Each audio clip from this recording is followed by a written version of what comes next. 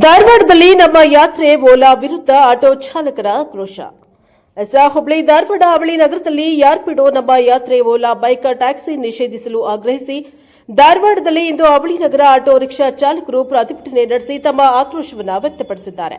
ನಗರದ ಕಲಾಭವನದಿಂದ ಜಿಲ್ಲಾಧಿಕಾರಿ ಕಚೇರಿವರೆಗೆ ಪ್ರತಿಭಟನೆ ಮೆರವಣಿಗೆ ನಡೆಸಿದ ಉತ್ತರ ಕರ್ನಾಟಕ ಆಟೋ ರಿಕ್ಷಾ ಚಾಲಕರ ಸಂಘ ಹಾಗೂ ಧಾರವಾಡ ಆಟೋ ರಿಕ್ಷಾ ಚಾಲಕರ ಅಭಿವೃದ್ಧಿ ಸಂಘದ ರಾಜ್ಯ ಸರ್ಕಾರದ ವಿರುದ್ಧ ಸೇರಿ ಸಾರಿಗೆ ಸಚಿವ ರಾಮಲಿಂಗಾರೆಡ್ಡಿ ವಿರುದ್ಧ ಧಿಕ್ಕಾರವನ್ನ ಕೂಗಿ ಆಕ್ರೋಶವನ್ನ ಹೊರಹಾಕಿದ್ದಾರೆ.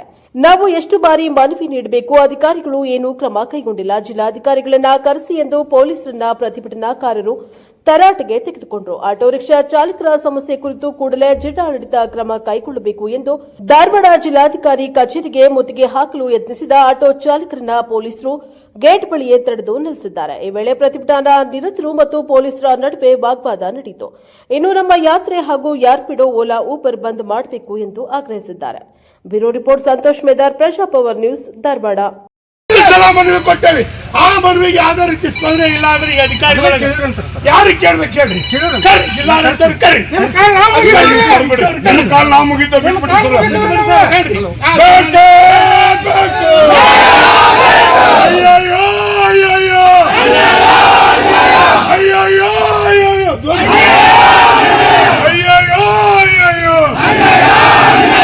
ಜಿಲ್ಲಾಡಳಿತಕ್ಕೆ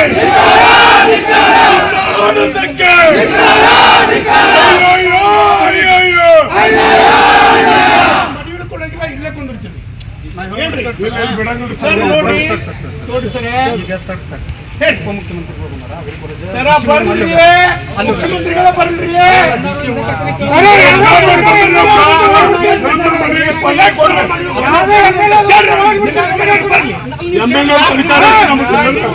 ಎಷ್ಟು ಸಲ ಮನೆ ಕೊಟ್ಟಿದ್ದೀವಿ.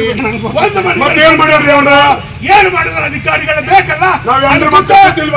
ಅಧಿವೇಶನ ಹೋಗೋದಲ್ಲ, ಇಲ್ಲಿ ಬಂದು ಕಷ್ಟಗಳು ಏನ್ ಕೇಳ್ಬೇಕಿಲ್ಲ ಹೇಳ್ರಿ. ಏನ್ ಮಾಡ್ತಾರ ಬೆಳಗಾವಿ ಅಧಿವೇಶನದಲ್ಲಿ ಕಿಸಾಗಿತ್ತಾರೋ.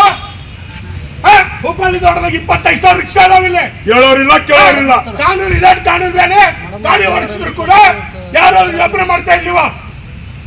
ಎಷ್ಟು ಸಲ ಮನೆ ಕೊಟ್ಟೋಗೋದು ಹೇಳ್ರಿ ನೋಡ್ರಿ. ನಂಗೆ ನಾವು